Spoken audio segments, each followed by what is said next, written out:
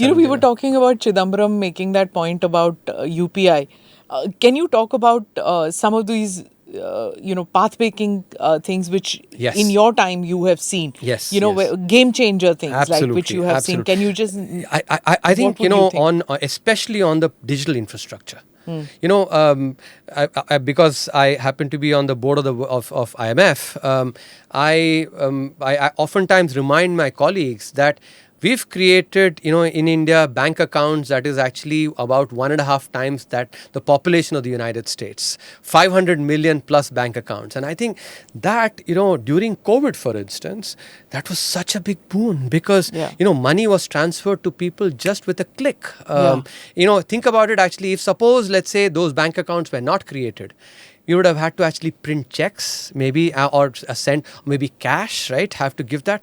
And think about the super spreader phenomenon that we have created because people have had to line up to actually get that cash or maybe get the checks, etc. Checks, wouldn't have reached in time.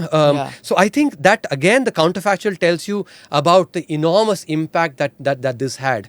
Similarly, if you take the digital transactions, I think for the benefit of our viewers, I want to mention this. If you put the number of digital transactions, that happen in a day in India on one side of a balance, on the other side of the balance, first put the number of digital transactions that happen in the United States, India will actually be far heavier. So add to that, number of transactions that happen in a day in Europe, India will still be heavier.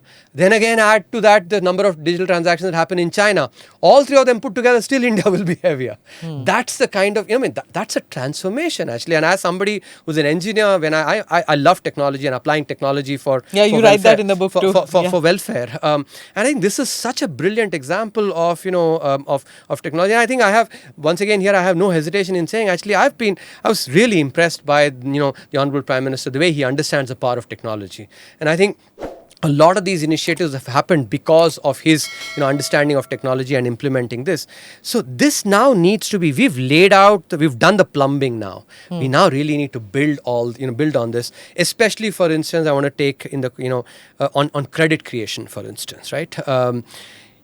If you look at the percentage of credit that is given, about 90% of credit is actually based on collateral. You have to put up your land or maybe factory, etc. But we have the data today, right? We have the account aggregator, we have the UPI, we have OCN, all of these actually, and we have fintech firms who are ready to mine this data. We need to expand credit using just cash flows, basically. For instance, and let me give you a tangible example. We go across, let's say, walk across to Sarojini Nagar here. Maybe 10 years back, if I went to Sarojini Nagar, or maybe you had gone, you wanted to buy a bag, let's say a wallet or something, right? You would have had to pay cash, right? Today, when you go, that vendor was on the street who's selling, you would pay him using Google Pay or maybe Paytm, right? Now, this person, what is the benefit of this? 10 years back, if he went to a bank and said, "Saab, mujhe loan do. मैं 30,000 रुपए कमाता हूँ." If he says that, I earn 30,000 rupees a month, give me a loan. The bank official will say, you earning 30,000, what is the proof, right? Firstly, he wouldn't have entered the bank only. He may not have entered the bank itself, actually, but that's the first step. That's the first step, actually. And if he goes, basically, he'll be scared away. That Jandhan changed all that. Changed it. Not just that, actually, also UPI.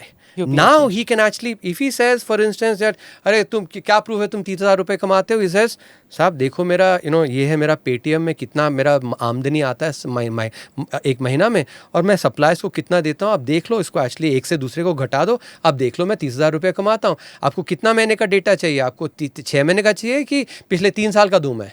And then the bank official now basically has the evidence to say, and not just that, so this basically tells you about the ability to repay for this, because if he's earning 30,000, he can possibly at least pay an EMI of maybe 3,000 up to 5,000 as well. That shows ability to repay. What about willingness to repay? When this data can be combined with data on his repayment of, basically, let's say, phone bills, maybe if he has a RuPay credit card, if he pays it on time every time.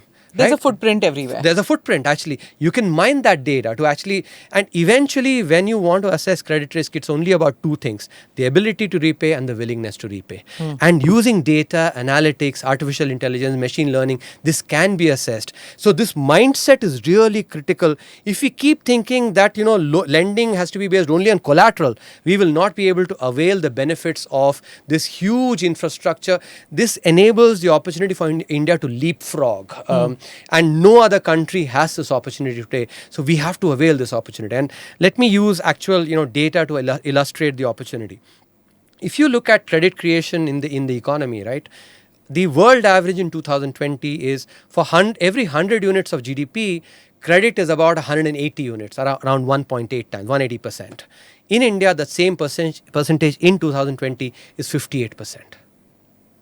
So from 58, we can actually catch up to 180, and we already have everything that we need to. We need the mindset. We basically need to break these blinkers that credit can be given only using only using collateral. And I think this is, if you look at the evidence across countries as well, when countries grow richer, they don't rely only on physical collateral. They use, for instance, many times firms have what are called accounts receivable, right? They've sold a product, they've not gotten the money yet. That is what is called an accounts receivable. So that is also that's pooled. Based on that, loans are given. Like that, cash flows. There are many many countries are doing this, and I think this is something that India needs to do so that credit creation can really be enabled. So that's one of the things that you advise. Click here to watch the full episode.